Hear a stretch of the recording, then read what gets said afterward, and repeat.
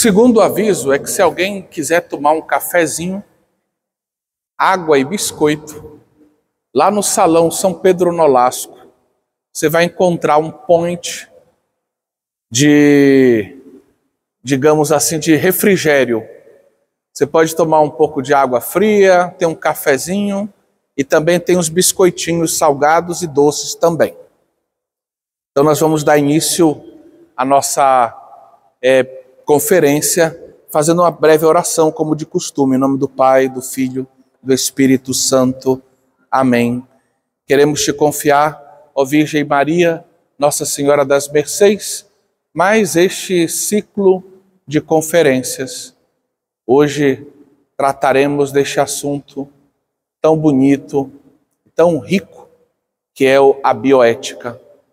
Pedimos que tu possas nos conduzir neste diálogo, neste aprendizado, nesta reflexão que faremos sobre este argumento. Ave Maria, cheia de graça, o Senhor é convosco. Bendita sois vós entre as mulheres, e bendito é o fruto do vosso ventre, Jesus. Santa Maria, Mãe de Deus, rogai por nós, pecadores, agora e na hora de nossa morte. Amém. Em nome do Pai, do Filho e do Espírito Santo. Amém. Nós vamos tratar hoje de um assunto muito bonito, muito profundo, muito interessante. Mas antes, nós vamos apresentar brevemente esse quarto ciclo de conferências das Mercês, que, como a gente percebe, é feminino, né? Está sob uma especial proteção da Virgem Maria. Então hoje nós vamos ter essa primeira conferência com a professora doutora Milena Caldato, do CESUPA, da UEPA, bioética, e o título é muito coloquial, né?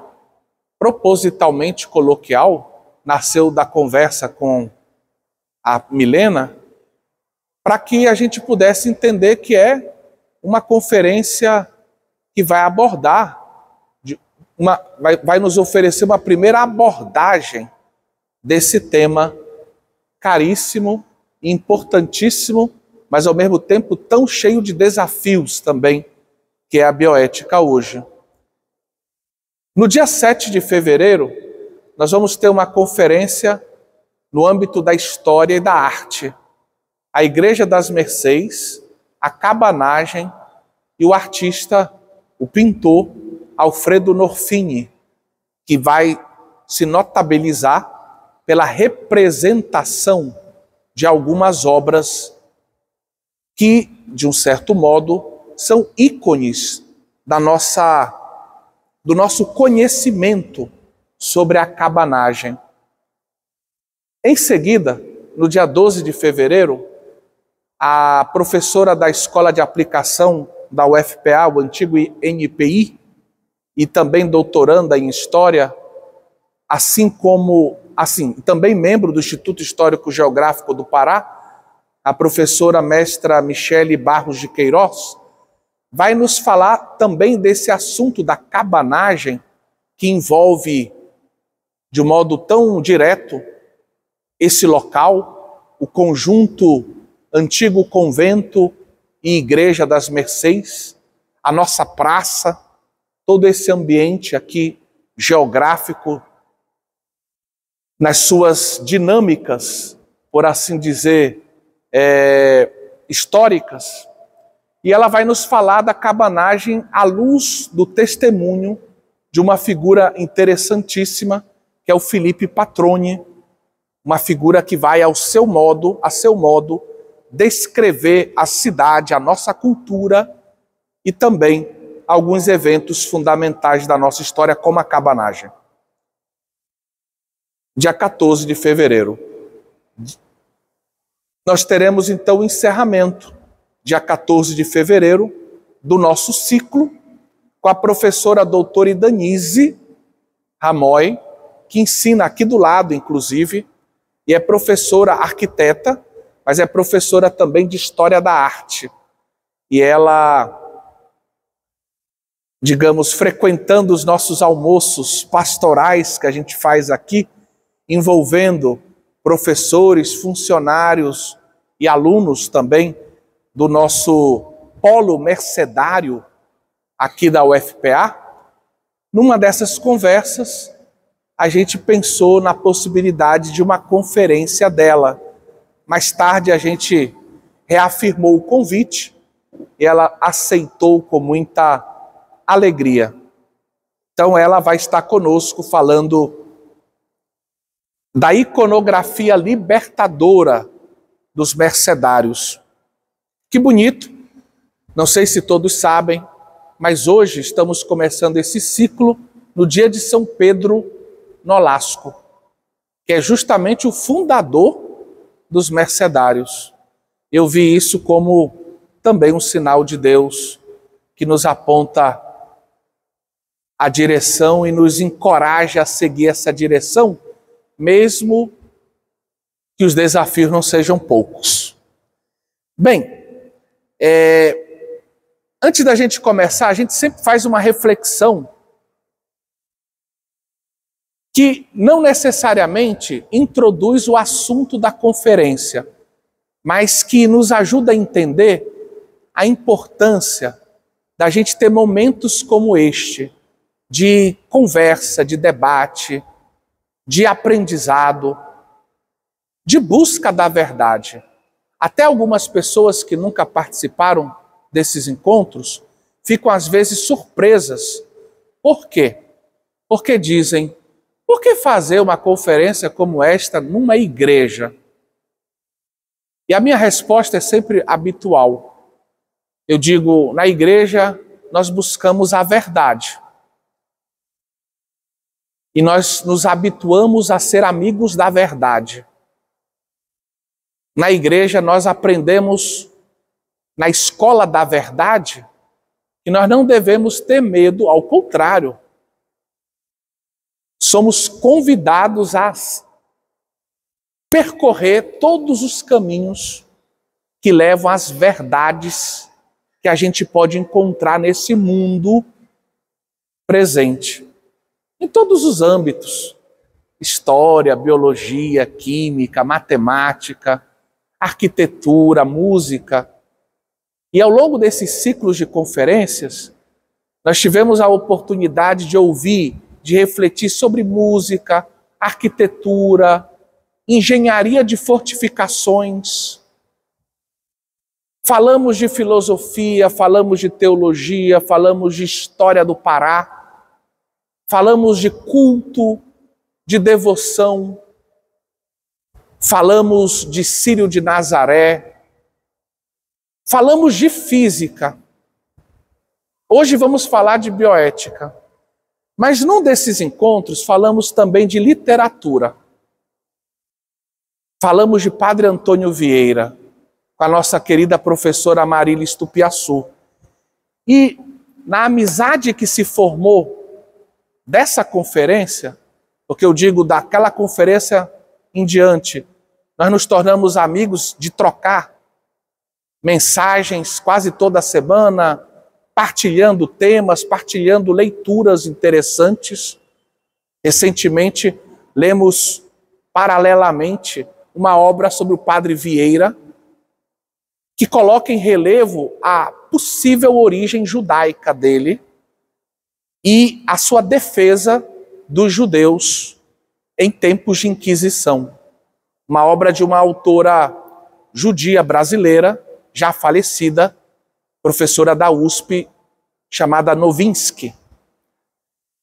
E dessas conversas, ela me manda, terminando um livro, um texto. Esse texto eu queria partilhar com vocês. Por quê? Porque esse texto coloca como nós estamos num lugar privilegiado. Na minha adolescência eu li com atenção e quase uma reverência Júlio Verne. Foi uma das obras que marcaram a minha adolescência. 2 anos de férias se chamava esta obra. E daí eu comecei a ler tudo que eu encontrava do Júlio Verne. Mas eu não conhecia essa obra aqui que está na minha mão, A Jangada. Depois eu soube por quê. Ela foi traduzida em português e publicada só por volta do ano 2003. Eu já não era mais adolescente, já era quase padre, tinha outras leituras obrigatórias. Por isso eu não conhecia. E nela, esta obra, vejam que bonito, ela narra uma viagem que lembra muito outra viagem da qual a gente falou nos nossos encontros. A viagem de Pedro Teixeira, que parte de Belém e vai até Quito, no Equador, para trazer os mercedários. Mas vejam, esta viagem da qual fala Júlio Verne começa em Iquitos, no Peru, na Amazônia peruana, e termina em Belém do Pará. Incrível. E tem um parágrafo aqui, que é esse que eu quero ler com vocês, que está aqui no slide. Chegando em Belém, a jangada que foi construída e que vai fazer essa longa viagem, e vale a pena ler o livro, se diz assim: enfim, surgiu à esquerda a cidade de Santa Maria de Belém do Pará, com pitorescas fileiras de casas brancas, de vários andares, conventos escondidos, atrás de palmeiras. E aí se fala das torres, dos campanários da catedral e da igreja de Nossa Senhora das Mercês. Então, Júlio Verne, que nunca esteve aqui, mas que estudou a nossa geografia, história, botânica, indígenas, costumes, com professores do seu tempo, acessíveis a ele, onde ele morava, na França, Júlio Verne vai falar de Belém do Pará. Mas olha que detalhe interessante. E a flotilha de escunas, brigues e embarcações de 3 mastros, que é a liga comercialmente, que liga essa cidade comercialmente com o velho mundo. Como não lembrar a rota que saía de Belém e ia para Liverpool, na Inglaterra. Toda a riqueza desses trajetos que levavam estudantes, profissionais, comércio, tanta coisa bonita. A pequena capela, mais adiante ele escreve, que está na jangada. A pequena capela, cujo modesto sino responde agora às sonoras badaladas das igrejas de Belém. E esse ciclo para mim é muito especial também, por quê? Saúdo aqui a professora Anaísa, que chegou a presidente do Instituto Histórico Geográfico do Pará. Depois vamos passar a palavra para ela, ela vai dar a última palavra desse encontro aqui. Mas eu digo que para mim é muito especial esse ciclo, Anaísa, professora Anaísa, porque também é um ciclo que precede o início da reforma desta igreja.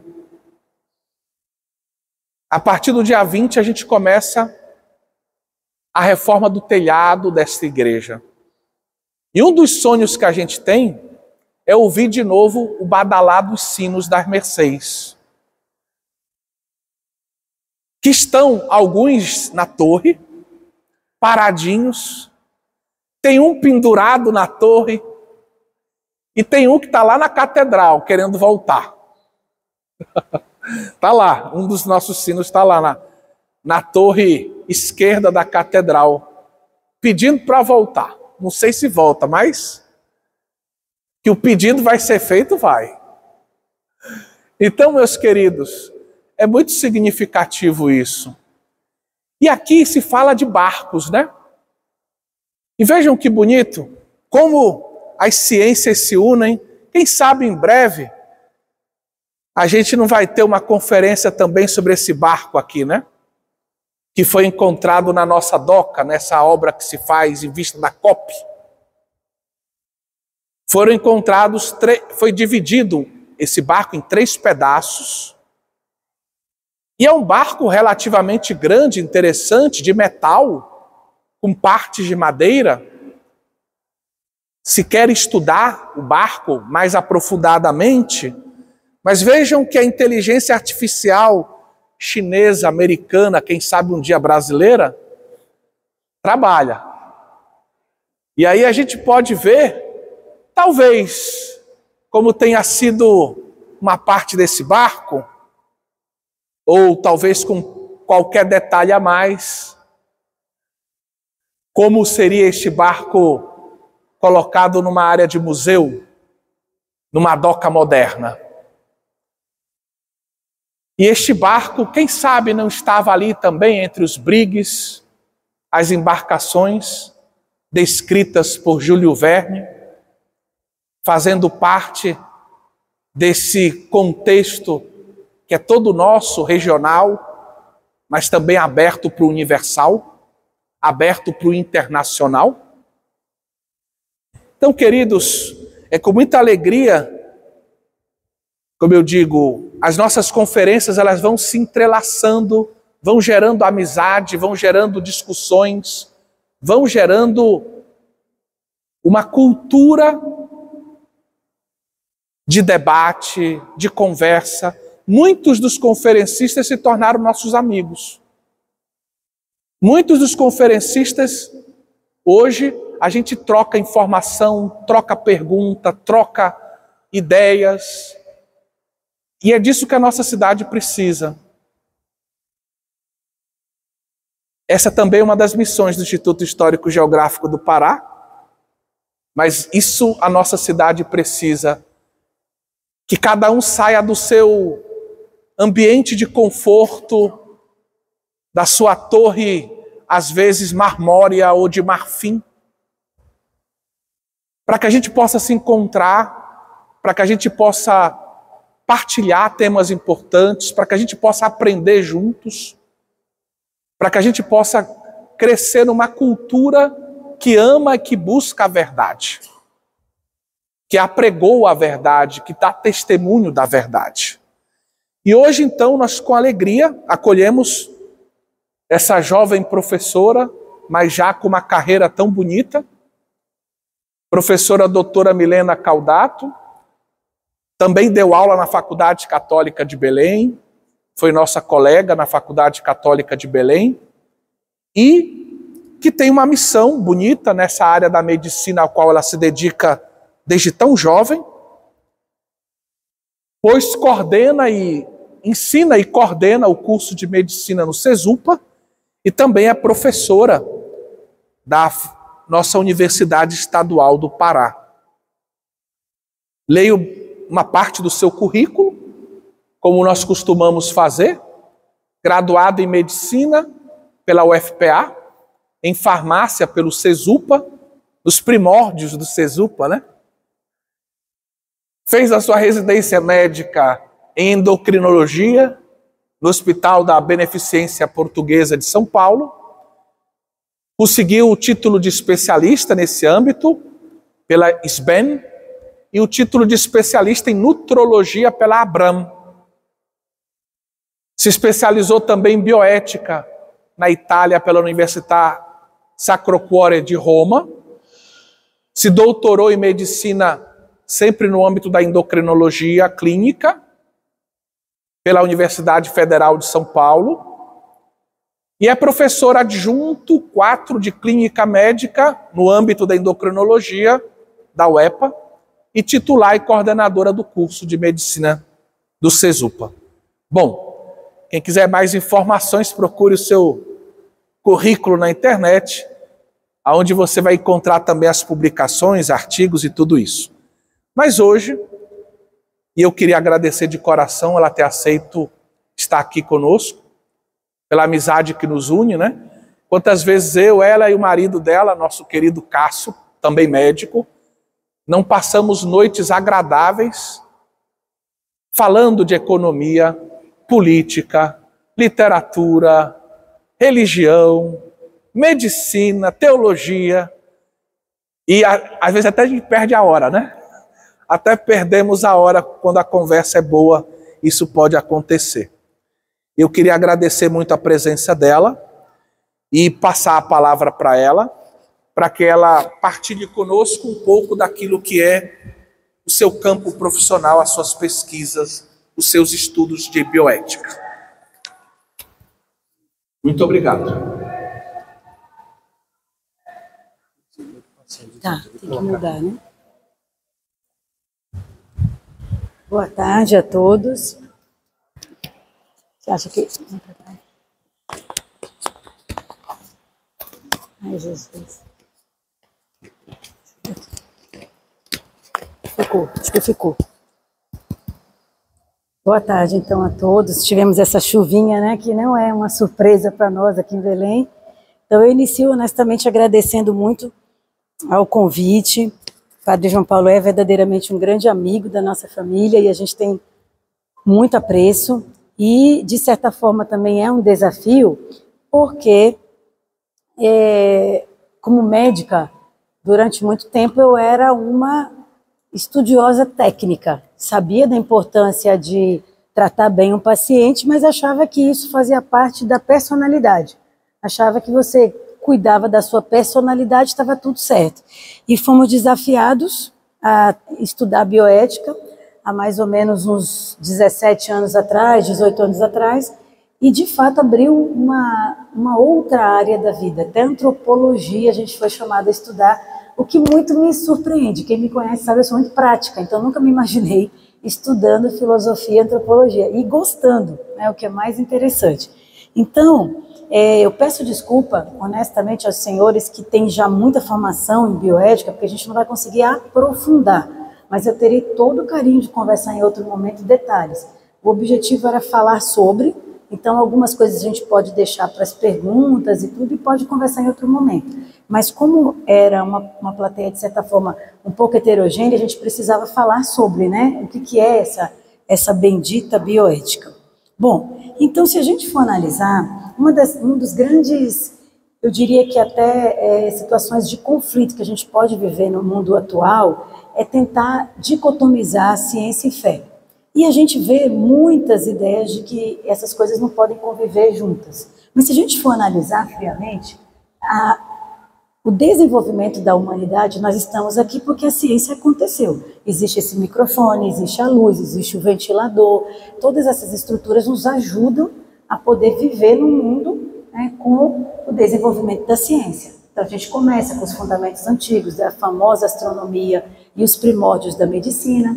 Depois a gente sabe, qualquer um de nós, lembrando do ensino fundamental, médio, lembrando realmente de Copérnico e Galileu, Kepler, passando também pela era da razão, Newton e a lei da gravidade, posteriormente avançando na biologia, na alquimia, para chegar até a química, andando mais um pouco a famosa teoria da relatividade de Einstein, a era digital e a grande ascensão da tecnologia. A gente sabe que a informática, com a internet, ela modificou até as relações humanas, então a gente não pode colocá-la como realmente uma maravilha e também não pode colocá-la como vilão, porque ela ajuda até mesmo a medicina. Então a gente precisa entender como processos que a gente vai vivendo.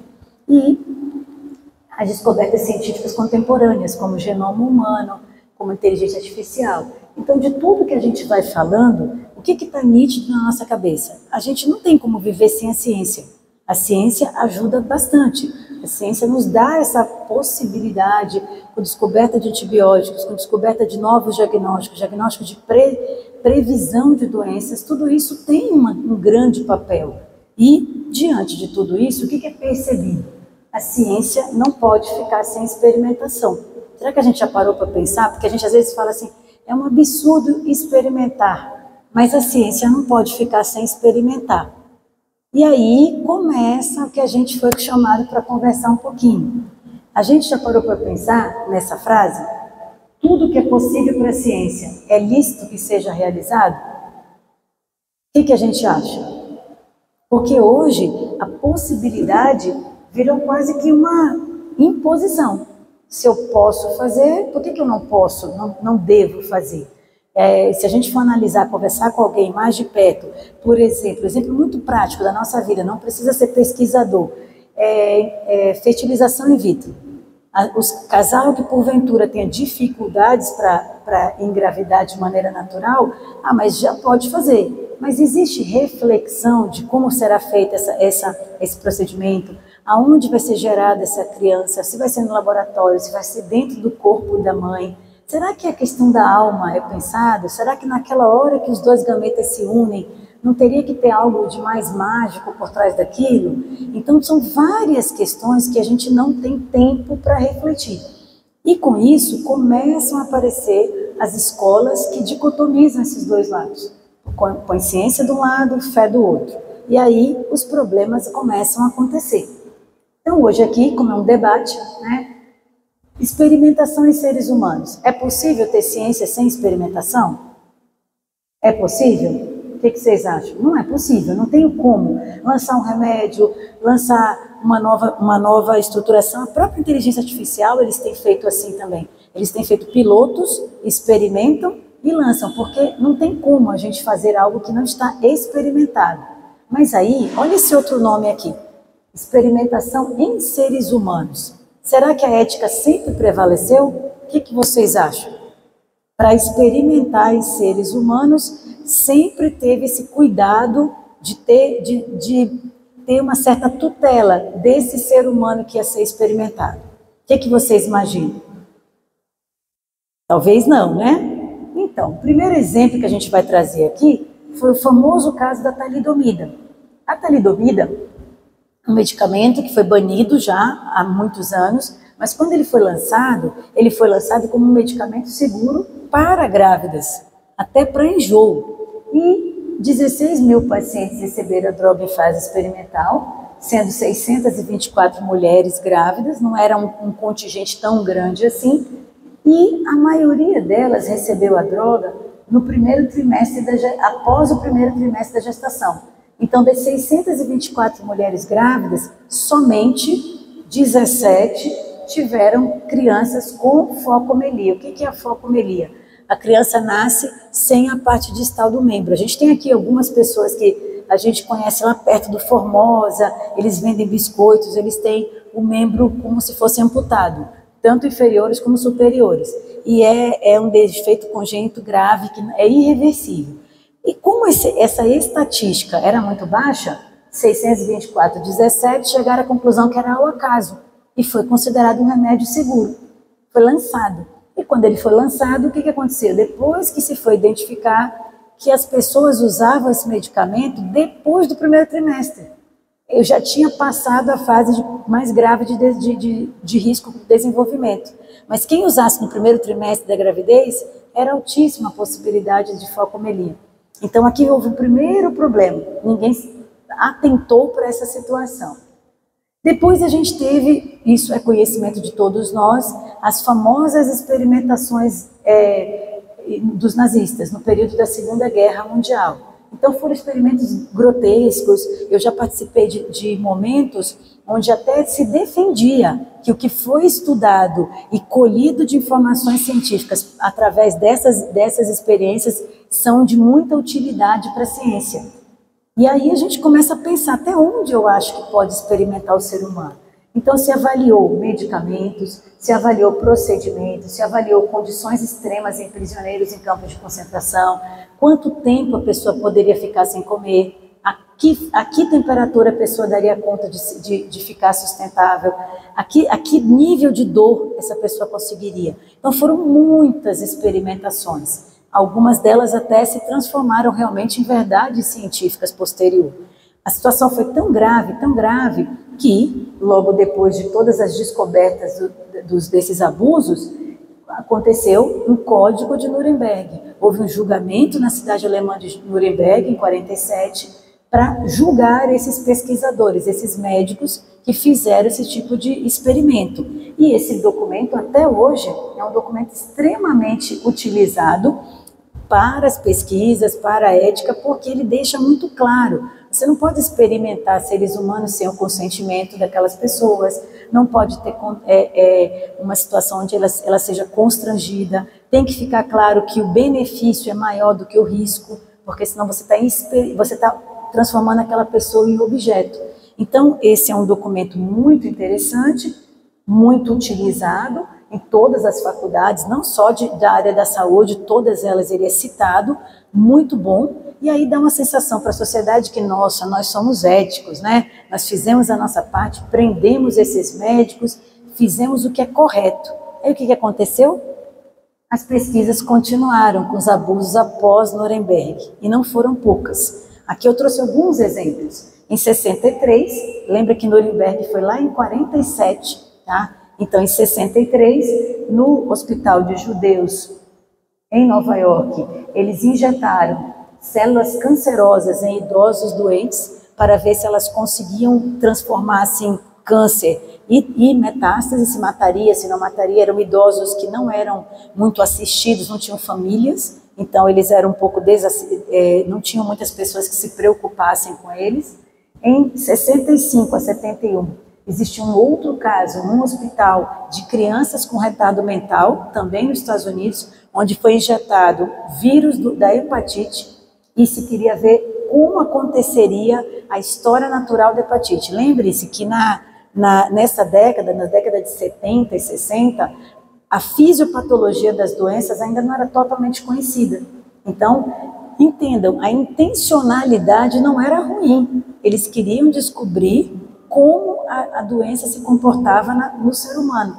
Mas a que custo? Pegavam crianças com retardo mental que não tinham ninguém, não podiam se negar e injetavam vírus da hepatite para ver como aconteceria. E o famoso caso Tuskegee, que é um caso famoso na bioética, que nos anos 40, antes de Nuremberg, portanto, ele durou até 72, e o que é pior, ele só deixou de existir porque uma jornalista descobriu e denunciou. O que aconteceu nesse caso? Eles, no estado do Alabama, nos Estados Unidos, eles deixaram diversos negros com sífilis sem tratamento, propositadamente, para ver a história natural da doença. Se chegaria a sífilis é uma doença sexualmente transmissível, eles queriam saber se ia chegar até o cérebro, se ia chegar até outros órgãos, como é que evoluiria essa doença. E o que é pior, no caso Tuskegee, que ficou emblemático, todas as pessoas que estudam bioética conhecem esse caso, era o estudo sobre sífilis, então ele durou todo esse tempo, e eu não sei se teria durado mais até se não tivesse sido denunciado. E eles eram deixados sem tratamentos com essa finalidade, avaliar a história natural da doença. E com um detalhe, a penicilina tinha sido descoberta nos anos 40. Então ele começa antes da descoberta da penicilina. Até faz sentido você acompanhar uma população que você não tem tratamento. Então você dá apoio, dá carinho, ampara, usa alguma coisa paliativa. Mas não tinha tratamento no começo, depois ela é descoberta. E mesmo assim, 30 anos sem uso. Eles andavam com uma carteirinha, que era chamada de sangue ruim. Então, se eles fossem para um hospital do estado vizinho, não podiam ser atendidos, porque eles faziam parte desse segmento. Então, eles se conscientizaram que eles tinham sangue ruim, eles tinham um problema deles, genético, ou sei lá o que eles imaginavam, que eles não tinham como ser tratados. E isso foi descoberto, realmente, nas épocas que o jornalismo, a comunicação faz o seu papel até de denúncia, e acabou acontecendo realmente uma situação horrorosa como essa. Lembrando que Nuremberg foi em 47. A comunidade científica já aceitava o Código de Nuremberg. Não foi nos anos antigos, na Idade Antiga, na Idade Média. Foi agora, Idade Contemporânea. E aí, diante de tudo isso, a gente volta um pouquinho na linha do tempo e a gente precisa lembrar, né, que nós temos histórias, marcos históricos na nossa vida, na nossa história da sociedade, do povo, e a gente tem alguns que são chamados pelo pessoal, principalmente da economia, de ciclos econômicos que mudaram a humanidade, como Revolução Industrial, mudaram a maneira de produzir riqueza, e com isso fizeram grandes mudanças na estrutura, tanto social como econômica. Mas a gente tem que lembrar também que a própria idade contemporânea que a gente vive está cheia de situações, porque a gente continua com as grandes guerras, a gente tem um avanço técnico-científico que é bom por si, mas como eu vivo com esse avanço científico, como é que eu encaro ele, e a chamada nova ordem mundial. Diante de tudo isso, que acontece? Nos anos 70, um médico, oncologista, na verdade ele até seria uma pessoa talvez um pouco alheia a essa situação ética, porque ele trabalhava com doenças difíceis, com pouquíssimos tratamentos na época, porque imagina nos anos 70, tratamento para câncer. Ele se incomoda e junto com outras pessoas, ele começa a dizer que tem coisa errada, muita coisa mal feita na comunidade científica, muitas pesquisas inadequadas, mesmo com o Código de Nuremberg, e ele começa então, chamado Potter, né, esse oncologista, que a gente deve realmente agradecimento por ele chamar a atenção para a gente, ele lança esse nome, bioética, e ele chama a atenção como ponte para o futuro, chama como uma nova área do conhecimento. E ele publica 2 artigos, um em 1970 e 1971, com um teor muito parecido. Vejam como é diferente, né, hoje. A gente que trabalha com pesquisa, se você publicar um artigo no ano e um artigo no outro ano, você vai ser reclamado das universidades. Ele conseguiu ficar para a história com um artigo em cada ano, porque de fato revolucionou, ele trouxe conhecimento novo. E ele chama isso aqui, eu proponho o termo bioética como forma de enfatizar os 2 componentes mais importantes para se atingir uma nova sabedoria, que é tão desesperadamente necessária: conhecimento biológico e valores humanos. Ele não caiu na armadilha de desvalorizar o que é biológico, porque infelizmente a gente também vê hoje algumas pessoas assim, ciência não presta. Não é verdade. A gente está aqui por conta disso. Fizemos teste do pezinho, tomamos todos os cuidados pré-natais, os pais acompanharam, levaram no médico. A gente está... A mortalidade infantil caiu bastante, a melhora do saneamento básico, várias coisas aconteceram por questões de pesquisas e ciência. Ele traz para a gente a informação que só a ciência não basta. Ele traz a informação de que a gente precisa dos valores humanos. E aí, ele também traz nesse período, nesses 2 artigos dele, a necessidade também do cuidado com o meio ambiente. Nessa época lá de 1970, ele também traz essa colocação que hoje acabou sendo um pouco mais politizada, mas ele traz com essa preocupação também, com animais, com o meio ambiente, de uma maneira de viver em harmonia. E aí começa-se então a trabalhar o termo bioética. Claro que a gente está falando num momento que não existe essa comunicação toda que a gente tem agora. Então ele publica em 70, em 78, lá em 70, 71, lá em 78, um grupo de médicos americanos, vocês conhecem os americanos, eles são práticos, eles queriam um negócio para resolver a coisa. Então eles gostaram da ideia e vamos então organizar esse negócio. E aí eles criaram os famosíssimos princípios bioéticos. Entendam, aqui não tem uma má fé dos americanos, só que também não tem reflexão. Então eles criaram um código de condutas para que você saiba como se agir diante de um problema que tenha princípios, que tenham dificuldades éticas. Então, o código em si é muito bom. Vocês vão ver que vocês já ouviram falar disso, mesmo talvez não sabendo que o nome é princípios bioéticos. Mas ele talvez não dê conta de tudo. Então, o que são esses códigos? Ele traz a importância da necessidade da autonomia, que já era citado lá no Código de Nuremberg. Eu não posso experimentar uma pessoa que não aceita ser experimentada. Mas aí eles arrumam. Deve tratar os indivíduos na sua dignidade, respeitar a autonomia, defender a vulnerabilidade. Não sei se vocês prestaram atenção, mas no slide que fala dos abusos, todas as pessoas experimentadas eram vulneráveis. Eram idosos frágeis, eram crianças com retardo mental, eram negros que tinham uma doença sexualmente transmissível, que já era olhado de segundo plano. Não tinham pessoas com poder aquisitivo mais alto, não tinham pessoas com poder intelectual mais alto. Eram pessoas que eram vulneráveis na sociedade. Então eles batem muito nessa tecla. A não maleficência, tudo que eu for fazer, eu tenho que me garantir que eu não vou fazer o bem. E isso não vou fazer o mal. Isso não é só o antônimo de dizer beneficência e não maleficência. Não, são 2 possibilidades. Eu, além de não fazer o mal, eu deveria procurar fazer o bem. Então, além de não ter um efeito colateral, eu deveria buscar um efeito positivo para que aquela pessoa fosse experimentada. E, por fim, a justiça, chamando a atenção, relevância social das pesquisas com vantagens significativas para o sujeito, não perdendo o sentido da destinação socio-humanitária.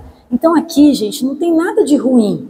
A ideia é muito boa, eles organizam isso, faz uma série de reuniões com os médicos do hospital, os hospitais americanos, eles estão muito organizados. Ótimo, isso não é de forma alguma ruim, mas não é suficiente, porque não gera reflexão, gera praticamente uma coisa que você anda embaixo do braço e lê, como é que eu faço se isso acontecer, como é que eu faço adiante. Basicamente isso. E aí, com o objetivo de se contrapor a essa ideia muito pragmática, muito código de conduta, começa a ganhar força uma escola filosófica chamada personalismo. E o personalismo, ele busca essa reflexão, ele tem que ter como base a antropologia, tem que ter como base pensar o que era o homem. E o personalismo, ele tem uma visão um pouco mais europeia, uma origem mais europeia, principalmente França, Itália e Espanha. E ela vem com essa finalidade de contrapor, volta a insistir. A gente vive num mundo tão dicotômico que a gente pode não entender a palavra contrapor. Aqui não é dizer não presta. Não, era interessante. Foi a primeira jogada, a primeira vez que alguém pensou em princípios, mas só não era suficiente. Então eles trazem essa proposta de uma nova maneira de pensar a bioética. E aí eles trazem o conceito de dignidade da pessoa humana. E esse conceito, ele virou a base dos princípios bioéticos personalistas. Então ele é o fundamento central sobre o qual se estruturam todos os princípios bioéticos. Então assim, se eu não tenho como decorar o que a gente vai falar agora dos princípios, eu só preciso decorar que a pessoa é digna da concepção até a morte natural. E eu preciso respeitar essa dignidade. Aí, tudo que eu tiver na dúvida ética, eu vou sentar, eu vou discutir, eu vou debater. No caso da saúde em equipe, no caso do biodireito, o profissional da saúde com o profissional da área jurídica, no caso da bioeconomia, vamos discutir qual seria a melhor alocação de recursos para aquele determinado processo na política pública. Tudo lembrando que existe algo além do que a gente vai discutir, que é a dignidade da pessoa humana. É aí que fundamenta o processo mais importante de decisão ética. Então, de onde vem essa dignidade da pessoa humana? Decorre de uma visão ontológica integral da pessoa. O que é ontologia? É a origem, é a gênese. Então, não é porque eu sou médica que eu passo a ter uma dignidade maior do que o que não fez o ensino superior. Não é porque eu falo, eu posso ser melhor entendida, eu tenho uma dignidade maior do que aquele paciente que está em coma no hospital. A dignidade, ela independe de gradação. Ela é, porque a pessoa humana é digna, desde a concepção até a morte natural. Então, ela é integral, ontológica, baseada na antropologia e não em critérios acidentais, como autoconsciência, capacidade cognitiva e qualidade de vida. A gente não vai ter muito tempo para falar algumas coisinhas, mas eu vou tentar enxertar algumas pequenas situações. A gente tem que ter cuidado com a palavra bioética solta, porque vou mostrar para vocês escolas bioéticas que aceitam, por exemplo, que quem não é capaz de sentir dor não tem dignidade. Então, você pode escolher por ela a decisão. Então, é importante a gente ter clareza do que é a dignidade e que tipo de dignidade da pessoa a gente está falando, que é uma dignidade desde a concepção até a morte natural. Seja capaz de expressar seus sentimentos ou não. Então, essa dignidade, ela traz para a gente esses princípios, que não são contra os princípios de autonomia, beneficência, não maleficência e justiça. São muito próximos deles, mas traz um quê de reflexão que pode ser importante para a nossa vida. O primeiro deles, defesa do princípio da vida física. A dignidade da pessoa humana exige a proteção incondicional da vida, pois a vida é um bem fundamental e inviolável. A gente passa por questões políticas muito difíceis e até ideológicas também, mas eu só queria que vocês colocassem isso como exemplo. Se uma pessoa rouba alguém e vai ser preso, ela vai ter que pagar a pena por roubar, ela vai perder a liberdade, mas a dignidade ela não perde, ela precisa ser respeitada. E é isso que é o grande cerne. De um lado as pessoas querem dar quase que ar-condicionado dentro da prisão, do outro as pessoas querem matar a pessoa que roubou. Nenhum dos dois respeita a dignidade, porque ela está pagando um preço por algo que ela fez de errado, mas a dignidade continua acontecendo. Ela precisa ser tutelada e a vida física dela precisa ser defendida. Princípio de liberdade e responsabilidade. Vejam como é diferente eu falar princípio de autonomia e princípio de liberdade e responsabilidade. Na autonomia, a vontade do sujeito prevalece. Quando eu falo liberdade e responsabilidade, a liberdade humana deve estar sempre orientada para o bem e vinculada à dignidade, o que impede concepções absolutistas de autonomia. Se eu uso a minha liberdade tirando a liberdade do outro, não é uma verdadeira autonomia, porque eu estou entrando no direito do outro. Então é necessário que essa liberdade seja sempre amparada para o bem e lembrando que a cada ação humana tem uma reação. Então eu preciso estar responsabilizada por aquilo que eu escolhi. O terceiro princípio da socialidade e da subsidiariedade, reforça que a pessoa não é um ser isolado, mas parte de uma comunidade que tem o dever de proteger e promover a dignidade. No princípio de justiça, que foi pensado inicialmente, é quase bélico. Eu tenho a doença tal e o Estado é obrigado a me tratar. No princípio entendido como subsidiariedade e socialidade, eu, como uma pessoa digna, uma pessoa humana digna, quero que a outra pessoa também tenha a dignidade de receber aquilo. Então, nós juntos brigamos pelos direitos das outras pessoas. E não como algo... Porque senão não há uma responsabilização. Eu mando alguém fazer alguma coisa para um determinado grupo de pessoas e esse dinheiro não se sabe de onde vem, vai brotar da terra, vai prender o determinado político ou secretário, etc. Mas sem nenhuma responsabilidade. De onde vem isso? Nesse tipo de visão, eu digo, eu tenho um dever de buscar isso, de apoiar, mas não é mágico. Precisa de um trabalho por trás, precisa de um estudo por trás. Como a gente vai resolver esse problema? E beira um pouco o que se fala na doutrina social da igreja. Não é algo como meus direitos, seus direitos. Não, é muito mais do que isso. É buscar realmente esse suporte individual. E o princípio da terapêutica e proporcionalidade. A dignidade da pessoa exige que tratamentos médicos respeitem o ser humano em sua totalidade, evitando tanto o abandono terapêutico quanto tratamentos fúteis. Então, quando você fala assim, ela quis colocar... O piercing é muito pequeno, mas assim, a gente vê pessoas completamente deformadas, né? Existem umas que quer parecer com um dinossauro. Eu já vi uma fotografia assim, que coloca uns implantes aqui. Não respeitou a dignidade. Mas ela é autônoma. Mas não leva para o bem. Não leva para o bem. Qual é a responsabilidade junto dessa situação? Vai ter a questão do trabalho, vai ter a questão de sofrer bullying, vai ter uma série de questões. Então não basta eu quero, tem que ser ordenado para o bem, porque existe aí uma perda importante de respeito da dignidade da pessoa. Então, diante de tudo isso, vocês veem que não há conflito. As pessoas falam, são duas escolas e elas brigam, a principialista americana e a personalista italiana. Na verdade, ela vem com uma sensação de reflexão em cima desses princípios que foram feitos sem realmente uma visão antropológica. E aí, a gente traz então esse exemplo bem conhecido de Viktor Frankl, que o criador da logoterapia, que ele traz para a gente de uma maneira muito agradável, até na faculdade de medicina os alunos gostam quando a gente mostra desse formato, traz a ideia, também já descrita do Imago Homens, que seria você ter a pessoa humana como uma unitotalidade, não partes que são somadas. Então, se eu pego um cilindro que está aqui e jogo uma luz daqui para lá, vai aparecer como se fosse um círculo, como se fosse apenas uma esfera.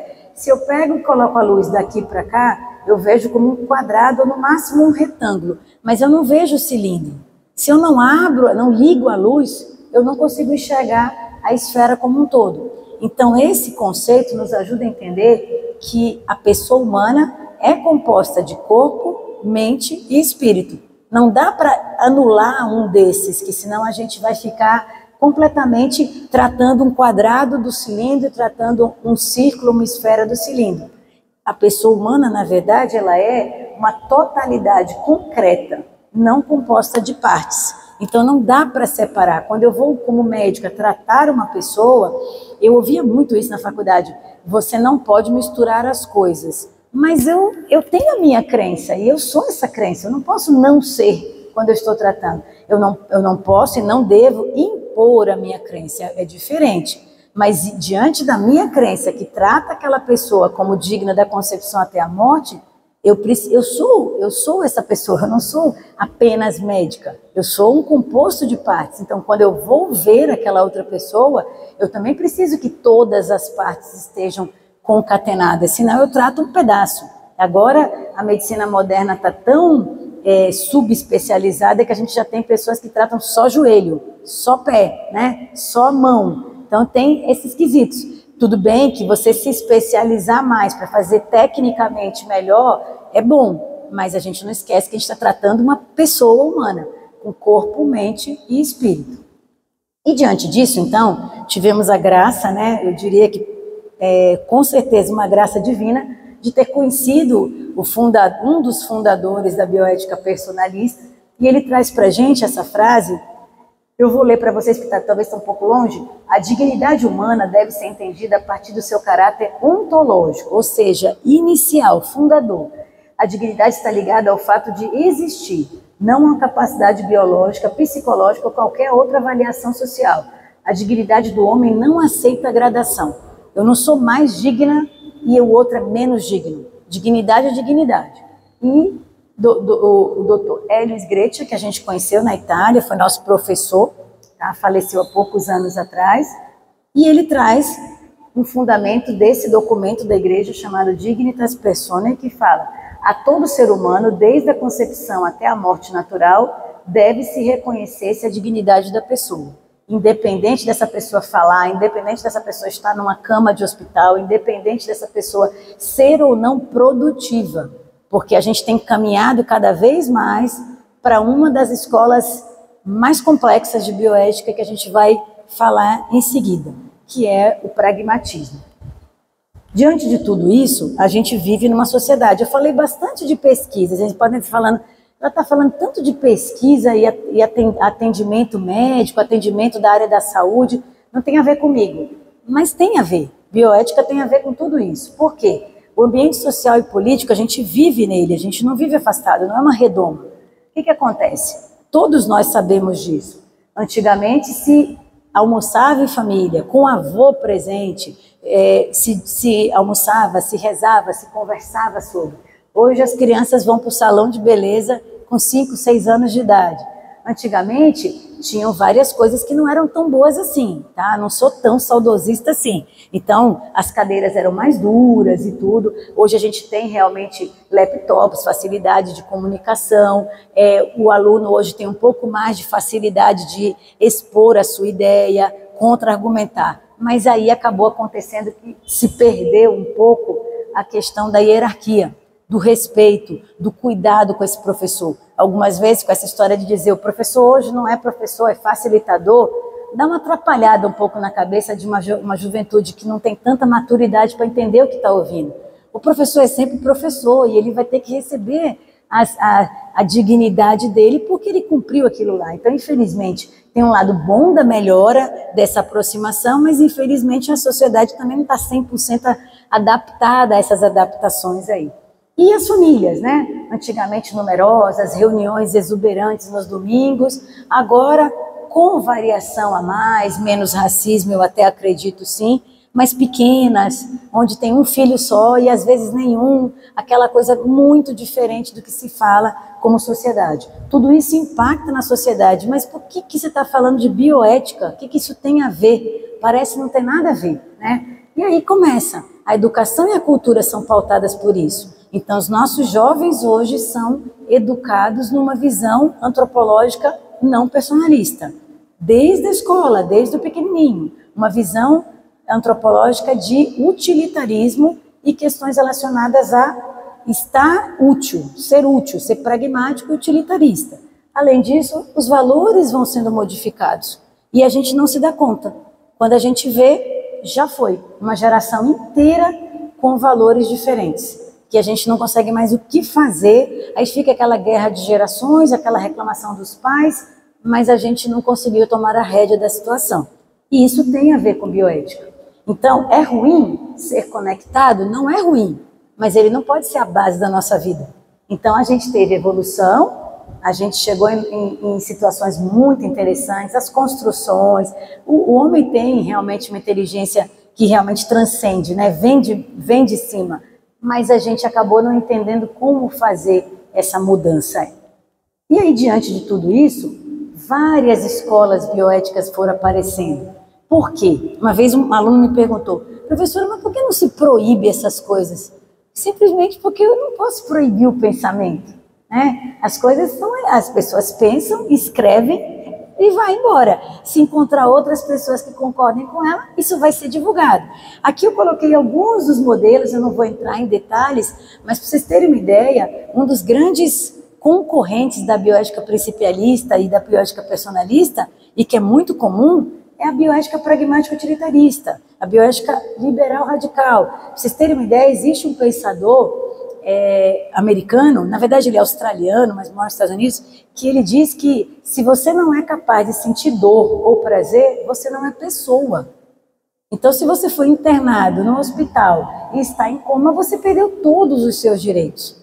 Você não tem direito porque você não é pessoa, você passa a ser um objeto. Ele tem frases bastante agressivas, que você toma um susto. E ele fala assim, um macaco que sente dor e expressa o que sente é mais digno do que uma pessoa em coma.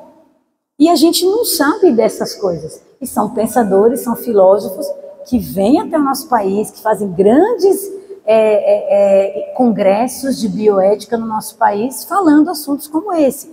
Então aqui, nessas outras visões aqui, a gente não está falando preocupado especificamente com a pessoa humana, mas se está por trás uma ideologia, está por trás uma visão de mundo que muitas vezes é uma visão bastante prática, até muitas vezes econômica, e que não valoriza a pessoa humana na imensa maioria das vezes.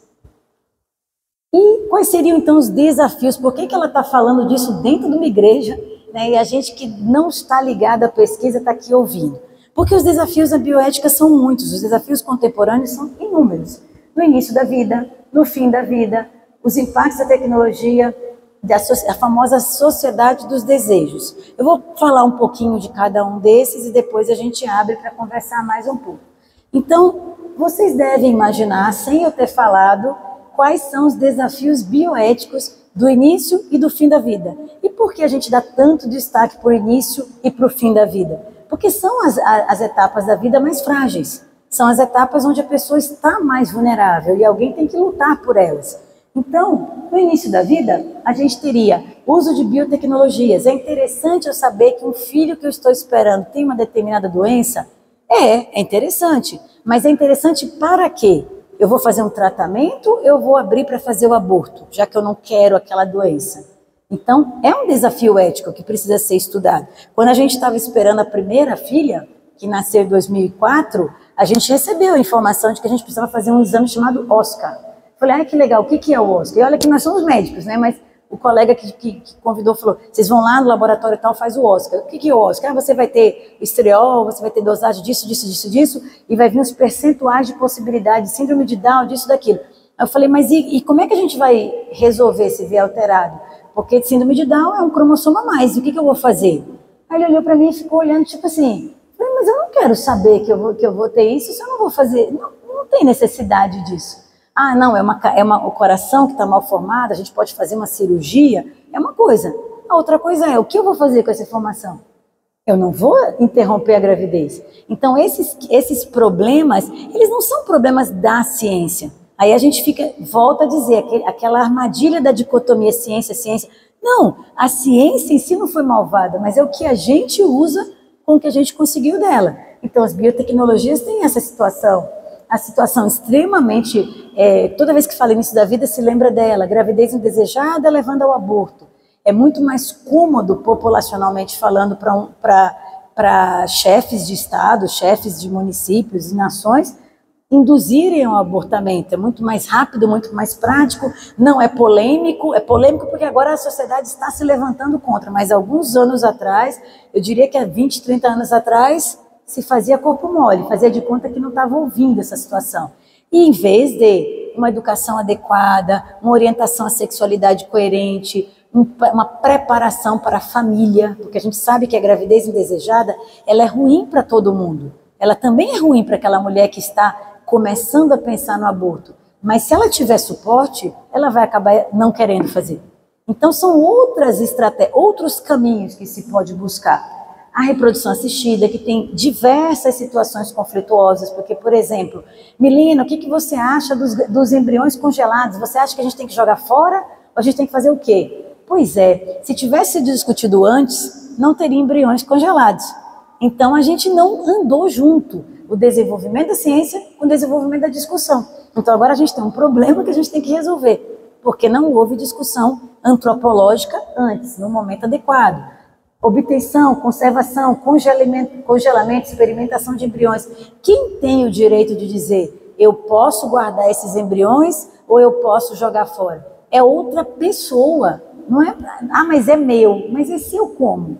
Não é você. É uma parte de você e uma parte do outro. E você está tomando todas as rédeas, todas as situações. Diagnóstico, terapia pré-natal, como eu dei de exemplo. E até mesmo comportamento sexual e reprodutivo. Aqui caberia uma aula enorme, que eu costumo falar na faculdade. A gente não demoniza a pílula contraceptiva nem o preservativo, mas que eles mudaram o comportamento, mudaram. Porque a partir daí se acha que virou algo banal, uma relação afetiva sexual. Então não há mais o conhecer-se, o doar-se, se eu tiver um problema, ele vai me ajudar, se eu tiver, ele vai estar comigo e vice-versa. Estou aberta para a vida, essa vida que vier, eu não gostaria agora, porque eu estou terminando um mestrado, mas se vier vai ser aceito. Não existe isso, porque eu estou na negação absoluta da fecundidade. Então, não é o instrumento que é demoníaco, mas é a maneira como nós usamos a ciência. E é um desafio. No fim da vida, a gente tem mais uma vez as biotecnologias. Eu não sei se os senhores conhecem a palavra obstinação terapêutica. Significa o quê? Está fora de possibilidades já de cura. E a pessoa, obviamente que não gostamos da ideia da eutanásia, de matar alguém porque está sem cura. Mas existe um terceiro caminho, que a gente vai falar, mas se eu entupo a pessoa de tubos, etc., ela fica lá 2 meses na UTI, talvez ela não tenha tido a oportunidade de encontrar os familiares, talvez ela não tenha tido a oportunidade de fazer uma confissão, de repensar na vida, de organizar a vida dos filhos. Eu deixo isso aqui para você, isso aqui você toma conta disso. Então, o excesso é sempre complexo. A tecnologia em si não é um problema, mas a gente precisa saber até quando, em que situação, porque também não é uma receita de bolo. Ah, eu uso para essa doença, para essa eu não uso. Não é assim. É em que momento, para que paciente, de que forma, com a família entendendo. Tá? Nós passamos por uma situação, 2008 eu acho, não tenho certeza, de um padre que era nosso orientador fantástico, que descobriu um diagnóstico de uma doença gravíssima, um tumor cerebral. E todos nós médicos, ele tinha um grupo de médicos. E foi um drama para não deixarem colocar ele na UTI. Porque a gente dizia, não tem o que ser feito, bora ficar com ele no quarto. Por quê? Porque na hora da dor, a pessoa acha que ela está sendo omissa. Mas a UTI não ia fazer mais nada, ela ia só medicalizar. Então naquela hora é não abandonar, é ficar junto, é sofrer junto. E a UTI não ia fazer diferença. E isso é difícil mesmo, não é uma crítica aos colegas, é dizendo como é difícil chegar nessa situação e falar, é para ficar aqui, porque agora a UTI não oferece mais nada. Então, gente, é reflexão. Todos os desafios bioéticos é reflexão, é parar, é ter tempo. O padre falou para a gente no início, a gente precisa criar uma cultura de debates. Verdade, a gente precisa, porque senão a gente parece que a gente compra os manuais lá, agora a gente nem compra mais, a gente baixa na internet, né? Então deixa eu ler lá o que tem que fazer nessa situação. E não vai ter a visão antropológica naquilo ali. Então, eutanásia, que é uma situação delicadíssima, porque você não deve tirar a vida